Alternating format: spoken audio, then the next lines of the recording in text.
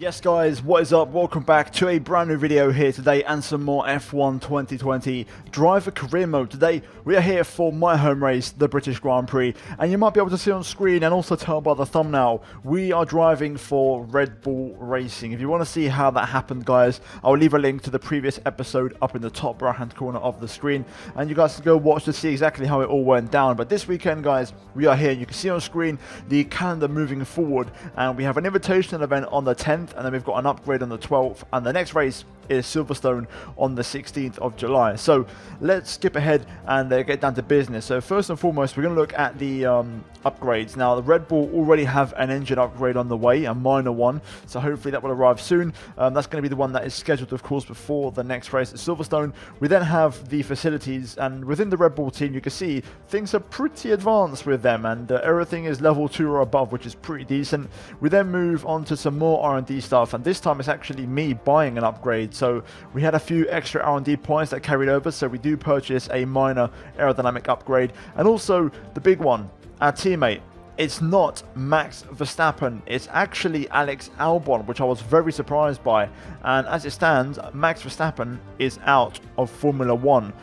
Very surprising, very shocking news. I could not believe it, but that's the way it is. Latifi has actually replaced me at AlphaTauri, and Kvyat has taken the empty Williams seat. So really surprising, and looks like we've actually arrived at Red Bull as the #1 driver, which is even more surprising. So we're going up against Alex Albon, 89 rated, and it's going to be fun to see how this all pans out as we head into the British Grand Prix weekend. Also, one last thing, it's going to be a classic event, so as you can see on screen, we are racing in, I believe, the 1988 McLaren, and we're doing a bit of a time attack. And it was around Suzuka, around the short version of the track, and the target was to do 3 laps within the allocated time. And to be fair, we absolutely smashed it, and I love this car actually. It's really good fun. Sounds really good, and you'll see now we do complete it quite easily, and we get an extra 1,000 on the acclaim, which is great news for us. As we then skip ahead on the calendar, the upgrade does arrive, which is great. We get a few extra resource points, and we also inherit a few as well. So things are looking pretty good going into the weekend, and you can see on the R&D graph we are just ahead of Ferrari and Mercedes out front, bringing some big upgrades this weekend. And that is the start of our new life now guys. You know, we forget AlphaTauri, we now focus on Red Bull Racing, and you can see we've also got that aerodynamic upgrade which we just purchased on the way, so hopefully that will be in the car very soon. But with that, we move into practice for the first time, and Silverstone is a tricky one because, being realistic, this track is actually one of the AI's, if not the AI's strongest track on this year's game. So it's literally a baptism by fire around here, jumping into pretty much the toughest track on the calendar in terms of beating the 110% AI.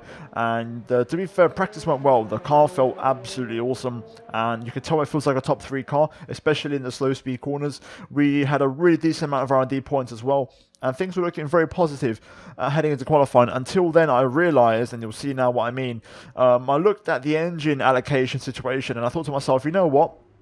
Silverstone is going to be probably the toughest one to beat the AI with. So I thought to myself, you know what, we'll take a couple of extra parts and some penalties, because it means that once we have this engine on the car, we should be able to get to the end of the season on these 2 engines. We've got about 7 races to go, so we should be able to make it on the 2 engines we have left. We're also going to take a couple of gearboxes as well, and with that we move into qualifying. Now, in this session, we are not going to qualify. We're just going to merely go to track so that the game registers the new engine, and we take the penalty, and that way we now have enough engines to get to the end of the season. There is our first look at the new helmet, pretty similar to the one before. I've just updated the sponsors, and also I've removed the dark blue, the AlphaTauri colours. I've made the helmet pretty much completely light blue all the way around, and you can see here, this was our outlap in qualifying, just taking it very easy, just coasting along, just pretty much doing an installation lap, and we bring it back to the pits, and that is going to be our qualifying session. And the reason we're doing this is because the game, like I said, registers the 3rd power unit that we selected.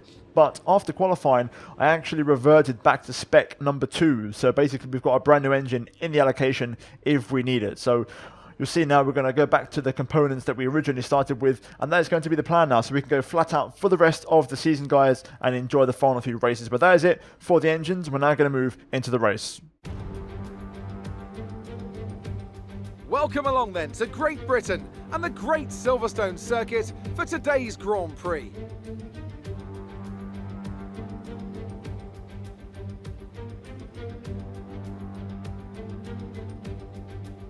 The 3.6 miles of the Silverstone circuit in Great Britain is hallowed ground to the Formula One faithful. We have 18 corners that wrap around this former World War II airbase and some good passing opportunities at the end of the DRS zones.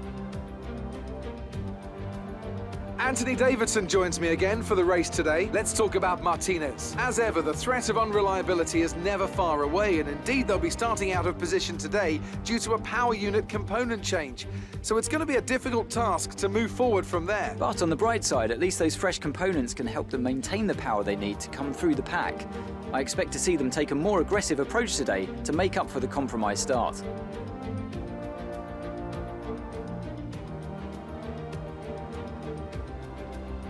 It's time to see how our drivers are stacking up after yesterday's exciting qualifying session. Lewis Hamilton lines up on pole position, and it's Valtteri Bottas that completes the front row. Considering the rest of the grid, we have Leclerc, Vettel, Alexander Albon, and Ricciardo, Perez, Stroll, Ocon, and Pierre Gasly, Norris, Sainz, Antonio Giovinazzi, and Latifi, Magnussen, Grosjean, Daniel Kvyat, and George Russell, Raikkonen and Martinez.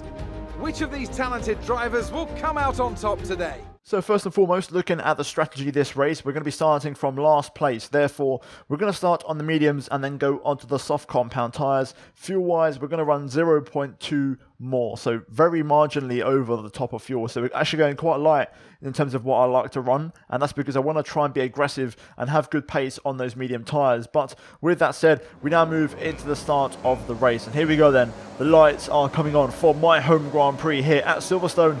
Lights out and away we go, and it's a pretty clean start actually on the mediums, to be fair. Everyone around us seemingly on the softs. Down towards turn one, being a bit cautious here down the inside of Kimi Raikkonen. We're now going to try and see if we can get a move on Daniel Kvyat in the Williams here. Down the inside we go, looking at the inside of Russell and Grosjean as well, but I thought better of it and I decided to just hang back and be patient. Now going through turn four, Kvyat to my left hand side. We've got Russell in front. I'm going to get the traction down, and it's going to be a drag race, but we go around the outside of Kvyat and make that move stick. So a pretty good first lap so far, being quite aggressive on these medium tyres, gaining 2 places already, and now making our way down towards Brooklands. And you can see these two really duking it out, trying to find a bit of space to make a move. We tried to go down the inside here, but no way through for now. And Grosjean and Russell still side by side on the exit of Luffield, going through Woodcote onto the old pit straight. And I've just got to be patient. We're losing a lot of time to the cars ahead, but there's nothing I can do.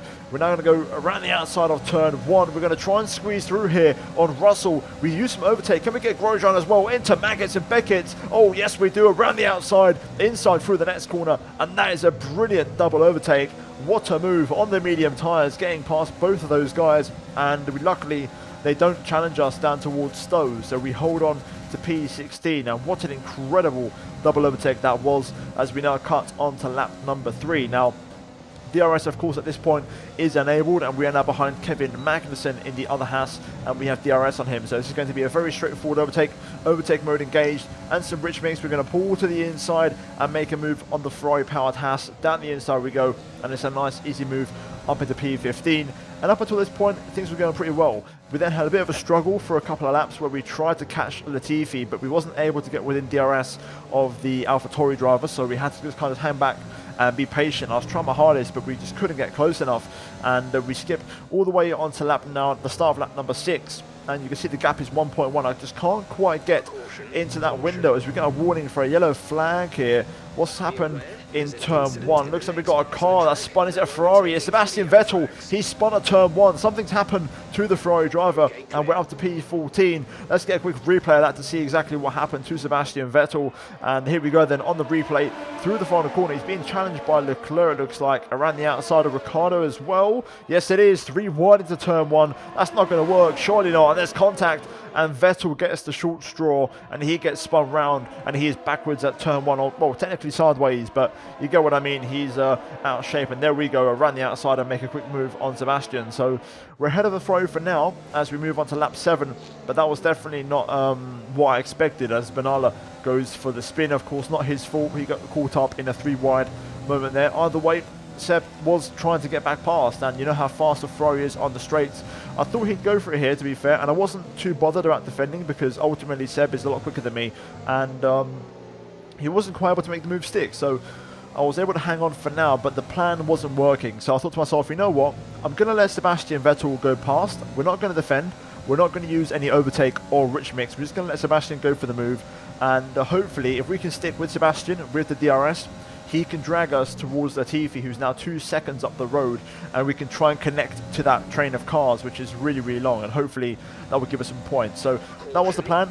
Yellow flag again now on lap 8. Another retirement. Who is it? We've got a car on the right-hand side there. It's Alex Albon, so our teammate. And again, that's a reason why we took the engine penalty at the start, because, of course, the engine that Verstappen was running in this car was pretty worn out. So, yeah, not good to see our teammate out of the race. Pretty concerning, considering we are running the same engines. But anyway, that side, we get back to the racing action here, and you can see we're actually half a second behind Sebastian Vettel. And now onto the end of lap 9, you can see the strategy has worked out quite nicely for us, because Seb has actually dragged us towards Latifi, and we've now all got DRS in this train. So we set a personal best on lap 10, and things are going very well indeed. And at the minute, it's just all about just trying to sit there, you know, bide our time in the traffic and just be patient. And you can see here another personal best on the cards for us as we make our way through the final couple of corners. The pace of the car not too bad at this stage. The fuel's starting to burn off, and the mediums are starting to come alive a little bit as we move up into the top 10. More cars in the pit lane on lap 11. As you can see down the right hand side, 3 cars actually go in, including Latifi, who's driving my old car, and that means we are going to move up, I believe, into the top 7 of the race. So Vettel in front, he's behind Giovinazzi, and surely he'll be making a move very soon on the Alpha driver. And speaking of which, here he goes. He's going to make a nice easy overtake on the back straight with some DRS, and Gio doesn't really challenge, to be fair. Sebastian moves up to P5 in this race. I'm now expecting the remaining soft tyre runners to be in the pit lane this lap, and there you go. Giovinazzi goes into the pit lane. Looks like I've got another car in there as well. It's Norris in the McLaren. So both myself and Sebastian are going to continue on these medium tyres and get on our way. I believe we've got Leclerc, Bottas and Hamilton out front on mediums as well. So that is it really. All the soft tyre runners have done their stops, and for us now it's all about hanging in there and being patient. Leclerc makes his stop on the mediums actually quite early, to be fair. He's going to go to the hard compound tyres on lap 13, and ourselves now, we're going to skip all the way onto the end of lap 15, and we're going to make our first stop, and we're actually going to go for the soft tyres. So even though Leclerc went for hards, we're going to go for the reverse and try and strap on those soft tyres and see if we can make them work. We luckily don't speed to the pit lane, as it's a very slow entry, and like I said, we're going to see if we can make these soft tyres work and try and score some points, because obviously the pit lane is very slow around here. We're probably going to rejoin back in and around P13, 14, I'm guessing. So let's see how this works. Onto the soft tyres. Not the best stop, a 2.6 for the mechanics. And we're going to see how this goes. Vettel, to be fair, staying up for one more. Also Bottas and Hamilton. And here comes the traffic then. So Ricciardo goes by. Here comes Perez and also Pierre Gasly with Norris not too far behind, and pretty much the rest of the midfield, to be fair. We're going to rejoin. Looks like it's going to be P12 for now. Looks like there's more cars on the way though. Make that P13, and here comes Giovinazzi. We're alongside the Alpha. We're going to go down the inside though into turn number 3 and hold on to 13th place. And we've got Sainz in front on the hard compound tyres. And speaking of which, now at the end of the lap, we were so much quicker than these guys on the softs. And you can see here, I'm all over the back of Carlos, trying to look for a move in the final corner. It doesn't quite work for us, and we're right on his gearbox. Overtake mode engaged.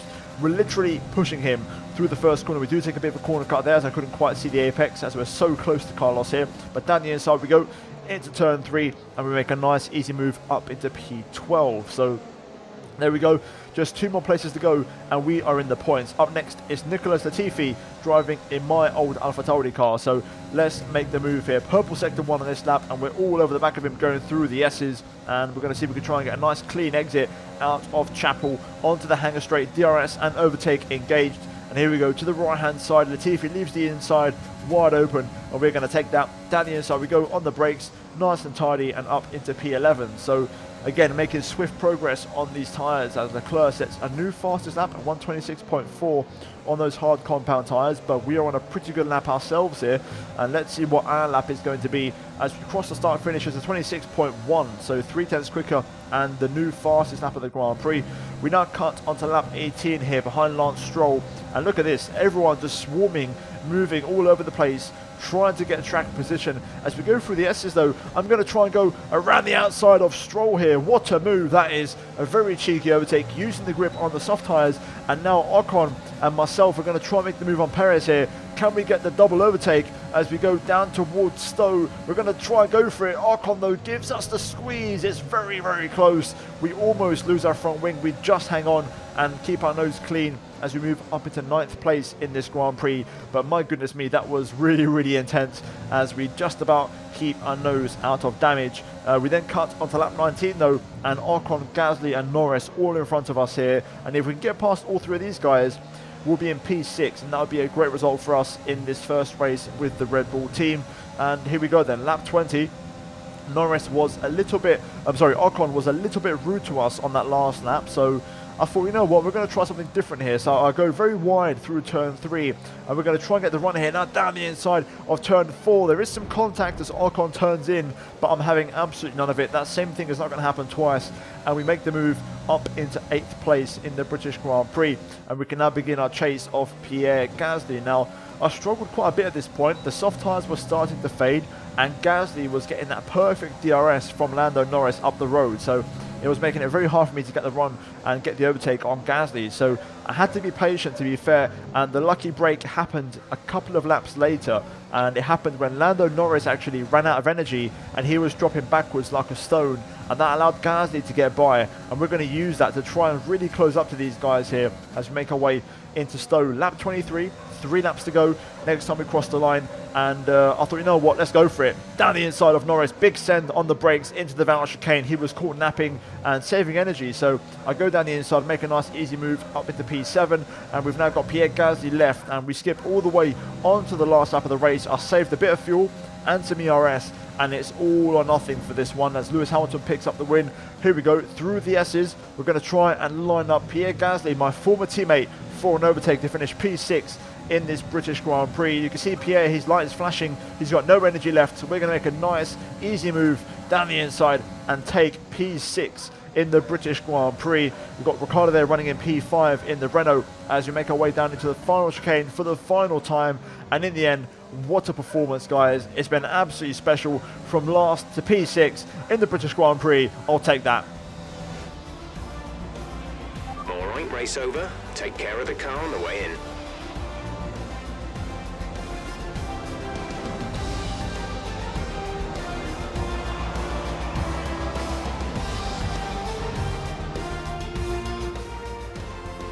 The Mercedes team pulled out a fantastic performance today. They should be proud. Tell me, Ant, how do you think they were able to deliver such an incredible result today? I feel like consistency was probably the key today. There's being quick, and then there's being quick lap after lap after lap. If you can do that, you can capitalise on other people's errors without making many of your own. And that's an approach that can push you a long way up the field. So after a magnificent race, we can now see the drivers making their way to the podium. Once again, it's the Silver Arrows who take top spot. A well-earned victory for Mercedes.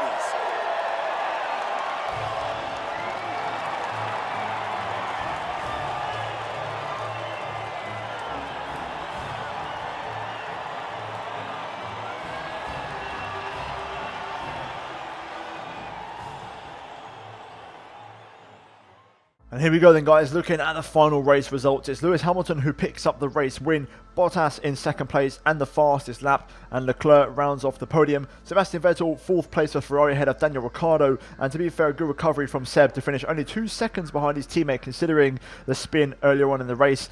We finished P6 in our Red Bull debut ahead of Gasly, Ocon, Stroll and Norris who scored the final points. Latifi misses out on the points in his AlphaTauri debut along with Sainz, Giovinazzi and Raikkonen. We then move into the driver standings and Hamilton leads the way, 40 points clear of Bottas and 45 points clear of Charles Leclerc. And you've got Verstappen there greyed out in P5. He's no longer in F1, at least for this season, and we're ahead of Albon, so we're looking pretty good. And to be fair, we could be making a late challenge for the championship. You never know. Either way, for now, the target, I think, is to finish in second place. I think that's definitely achievable, looking at the point standings. And we then move into the Constructors, and we are in third place and comfortably ahead of our rivals nearby. So that is it for the standings. We then move back into the laptop, and more specifically the rivalry breakdown, as we win our rivalry versus Kimi Raikkonen. So That's done now, and we can forget about that, which is great news for us. So one less thing to worry about. We then move into the driver acclaim, and you can see we make a nice little improvement there, and we're now halfway to level 9. We then move into the laptop, and you can see we get an upgrade arrive for the aerodynamics, which is great. So the car is going to be instantly improved heading into the next race at Hungary. We've got about 10 days, to be fair, to improve the car. But one thing I realized about the Red Bull, look at the upgrades and look at the prices. 1,100, 2,100. The upgrades are so expensive in this team. We need to save up so many R&D points, and in the end I actually went for an engine upgrade because we had to work on the engine. I only had ERS and fuel upgrades available, not engine power ones, so we have to push on here and improve the engine performance. So I was debating rushing it, but I thought to myself, what if it fails? It's going to be a very expensive fix. So in the end, I'm going to go for standard and play it safe. But the upgrades are really concerning how expensive they are in this Red Bull team. So we'll see how that goes. Either way, guys, the next race is going to be the Hungarian Grand Prix. We do have that slight aerodynamic upgrade on the car, so hopefully that will help us out in that race. And guys, that is going to be it from me in this episode here today in the Red Bull. So if you guys enjoyed the video, drop me a like, and to also subscribe if you are new, guys, to the channel for daily F1 content. Also hit the bell icon to be notified when that new content does go live, and check out the 2 videos on your screen right now. But guys, thank you very much for watching today's episode, and I'll see you all next time for the next one for the Hungarian Grand Prix. But until then, take care, guys, and it's goodbye from me.